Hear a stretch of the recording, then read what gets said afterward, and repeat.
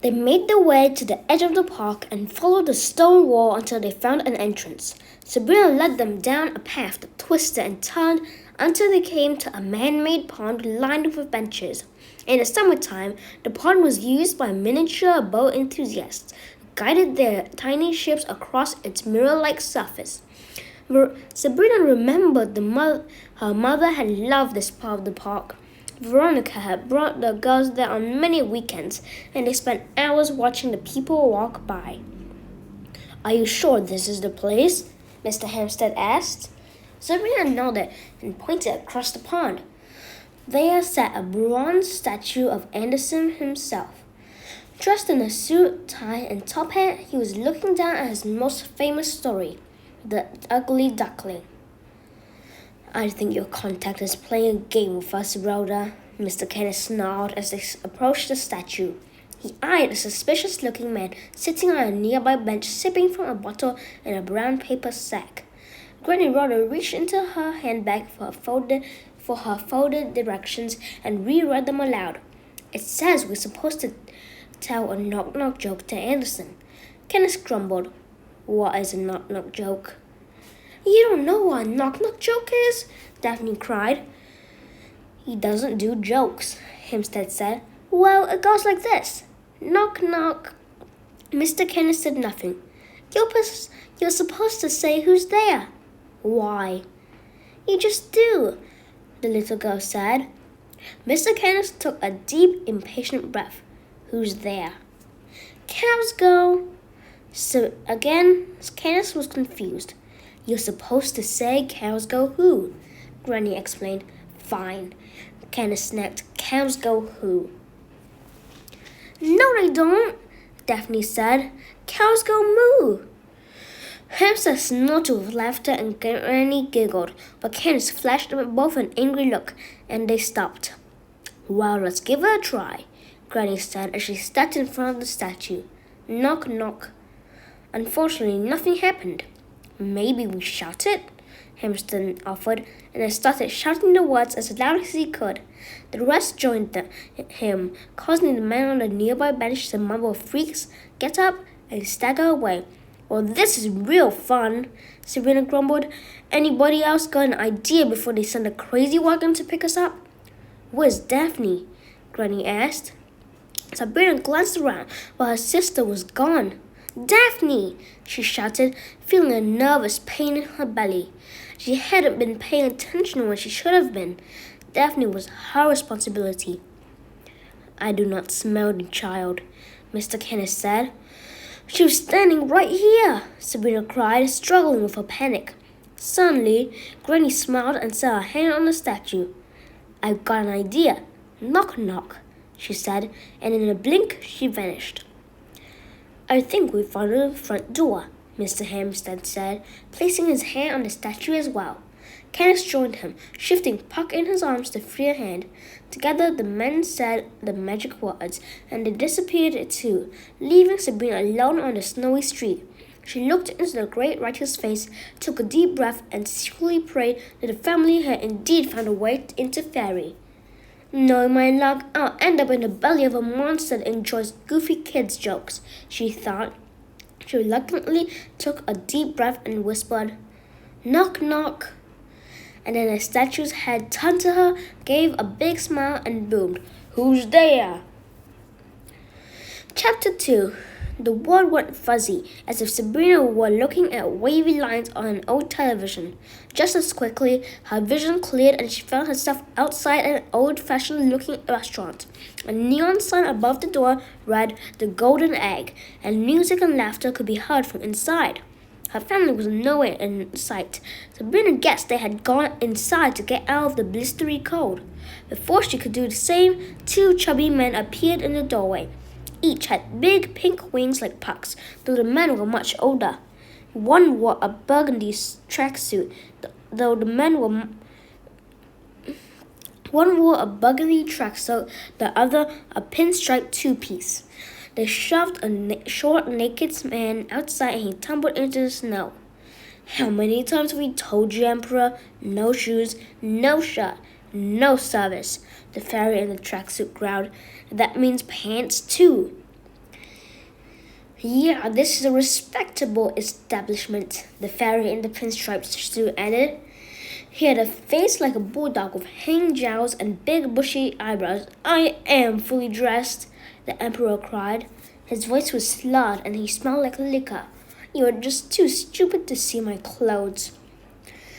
The boss has banned you until you learn to obey the dress code, Bulldog Face grunted.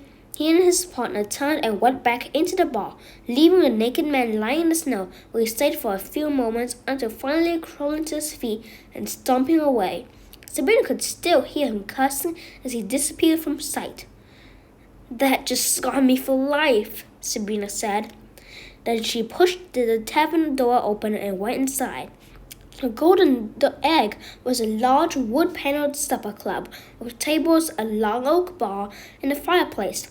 It had tin ceilings and smelled like steak and potatoes. At the tables sat roughly 24 people of all shapes and sizes.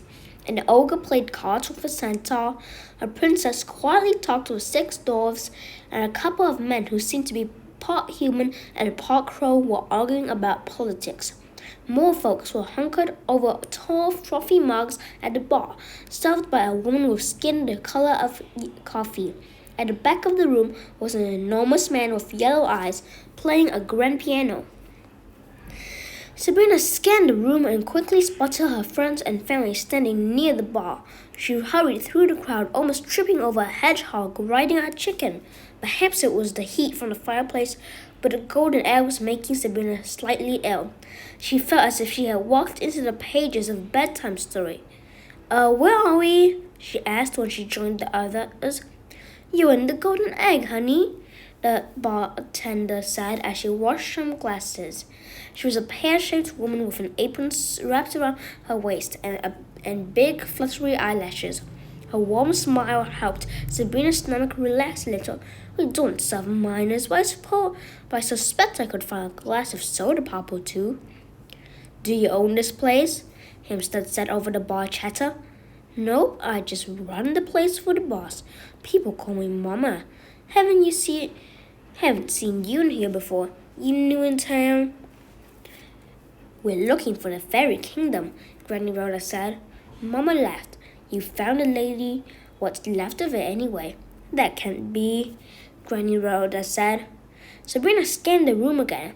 The crowd was sparse and mostly drunk. It certainly didn't look like a fairy kingdom. Hey! A voice said from below. Sabrina glanced at her feet and nearly screamed in fright. Looking back at her was a walking, talking gingerbread man, no more than 3 inches high. Watch where you're stepping, kid. Sabrina stared at the little baked good in horror. In the past 3 months, she had talked to a lot of things that weren't supposed to be able to talk back. She was still not used to it and was suspected she never would be. Her bellyache returned with a vengeance. What are you looking at? The gingerbread man said to her. Didn't anyone tell you it's rude to stare? For once, Sabrina fumbled for words. She's sorry, Daphne offered. It's not every day you get to talk to a cookie, you know. So the gingerbread man's brown body suddenly turned red and his icing face crinkled in anger. Hey, cookies are round, Buster. Do I look like I'm round? Sorry, Daphne said. I didn't mean... That kind of ignorance is why gingerbread people are treated so badly all over the world, he said bitterly. Just 'cause we all came out of the oven doesn't mean we're made from the same dough. Daphne ducked behind Sabrina. Relax, she didn't mean to offend you, Sabrina said, finally pulling herself together. As she turned to comb her sister, she felt something hard bounce off her head. She looked around and found the gingerbread man pulling a gumdrop off his chest.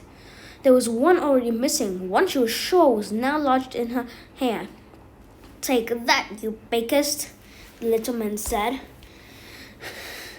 Did you just throw something at me? Sabrina cried, quickly regaining her wits. Yeah, what are you gonna do about it, meat person? The little baked man taunted.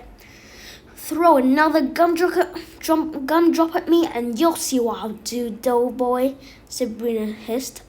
Granny was trying to pull her away when the second gum drop bounced off of Sabrina's nose. That's it, she cried as she turned to the bartender. Give me the biggest glass of milk you've got. The gingerbread man kicked Sabrina in the ankle. Despite his size, it hurt, and Sabrina reached down to grab him. The little man darted away and ran through the bar. Catch me if you can, stupid meat person, he cried. Girls, leave him alone, Granny said.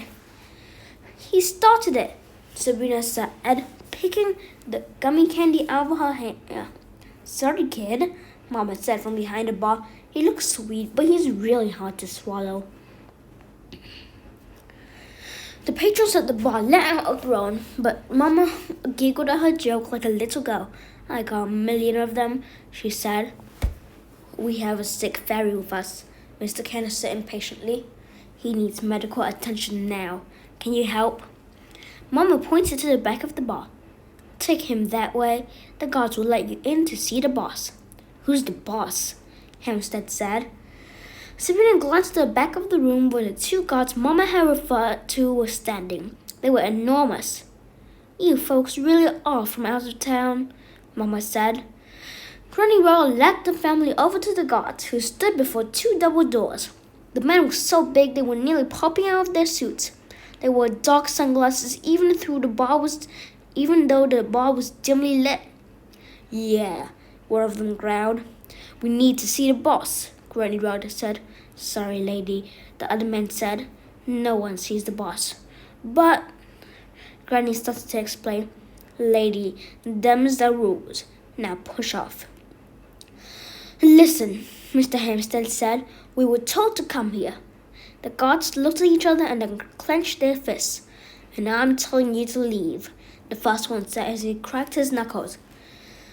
We have a fairy here that needs medical attention, Kenneth growled.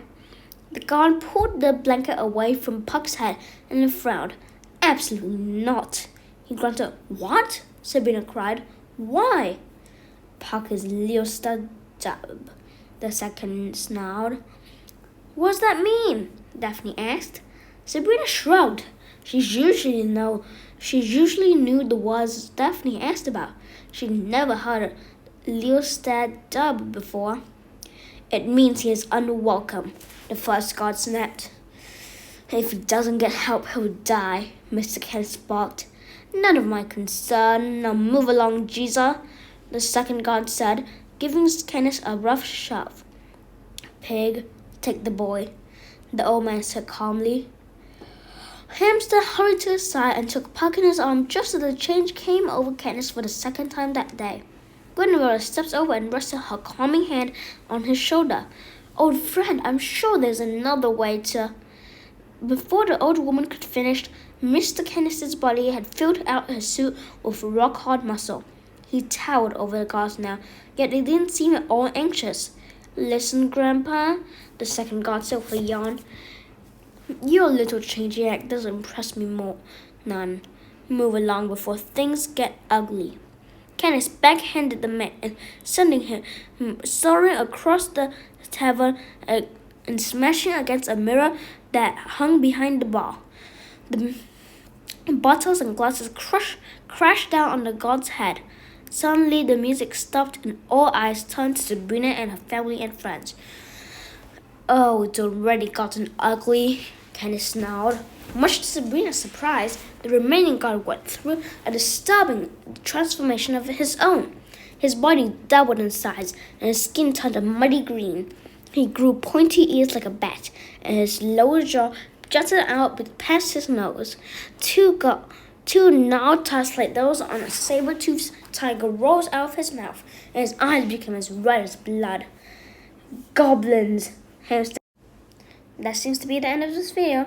I'll send more later. Goodbye.